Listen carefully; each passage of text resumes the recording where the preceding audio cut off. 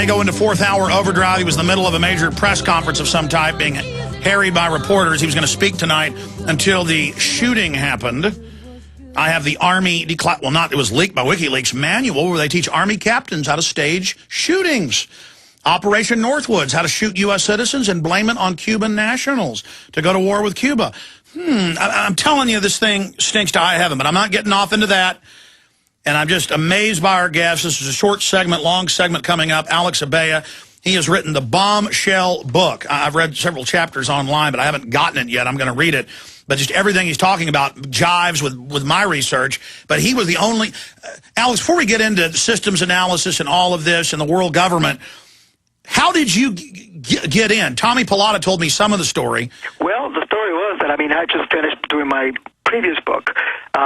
This book is called Soldiers of Reason. The previous one was called Shadow Enemies, which was, the one about the terrorists that were sent here by Hitler, a personal mission from Hitler right after Pearl Harbor to start a wave of terror in the United States with, that landed on 2 U-boats, one in Long Island and one down in Florida. And, but the guy who was heading the whole thing flipped. He went over to the FBI, but the FBI wouldn't listen to him. So he had to personally go down to Washington. And then, so it was like a ticking time bomb after that. And the Germans wanted to blow up ammunition dumps. Yes. Oh, not only that, they also wanted to blow up the aqueduct, the waterworks in New York City. They wanted to put bombs in train stations, in major Jewish-owned department stores, which back then in New York meant probably most of them. It's amazing what they wanted to do. So it was like this whole FBI race trying to, first of all, they didn't believe the guy. Then when they did believe him, then they had to find all the other people that had scattered all over the country. So it was a fascinating story. In any case. Well, that's how research works. You're doing something on one thing, and then it leads you to something entirely different. Absolutely. So I was citing books for that book when I saw that, because I co-wrote that, and a friend of my co-author was there, and this person happened to be fairly highly placed within the RAND organization. And I realized, oh my God, the last time I heard about RAND, I was back at Columbia. I was in college. And, they were like masters of deception and this and that. I was thinking, I wonder if anybody's done anything about that. And so I started looking up, the research, doing some research whether anybody had written about it, and apparently nobody had for a long, long time.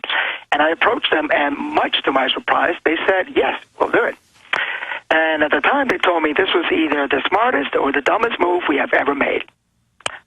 I don't know. That's for others to decide. In any case, they opened up their files, and they were totally cooperative. I have nothing bad to say about that.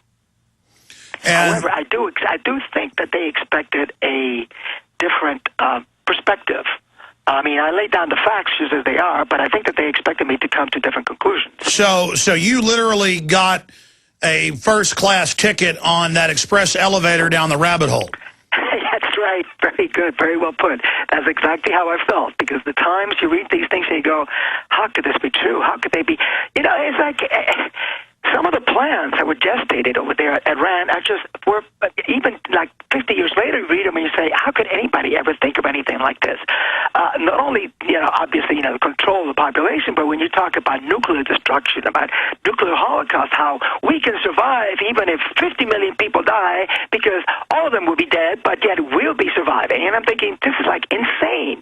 And of course, that's one of the things that Eisenhower was against, because Eisenhower, having been a general, he knew what death was all about. Oh, yeah, Curtis LeMay, for those that don't know, he wanted to have nuclear war, and a lot of them did, and the RAND Corporation was there going, literally the scene from Dr. Strangelove where the general's saying, look, let's have the nuclear war. It's going to be great. We've got lots of mine shaft underground bases. There'll be 10 women for every man. Absolutely. Not only that, they went far beyond that. The main guy who did that, was a popularizer of that particular approach, was a guy named Herman Kahn, who was like this big, fat guy who later became a futurologist, thinking about what the future is going to be like.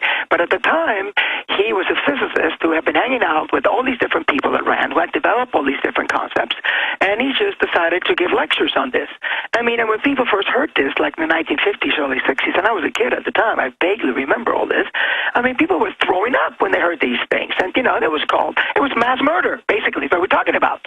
But yet, they said, no, this is the rational way to do things. This is what we have to do if we want to win. And Eisenhower, when he heard all these things, he said, you guys are nuts. There's no way we're going to do this.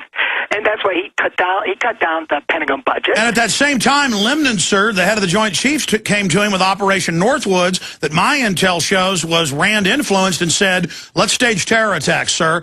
Let's remote control airplanes and crash them. Let's bomb D.C. Stay there. We're going to come back with stage terror, global government, control of the U.S. population, water fluoridation, the loving helpers at the Rand Corporation. They gave you the internet, in-flight refueling, systems analysis, everything.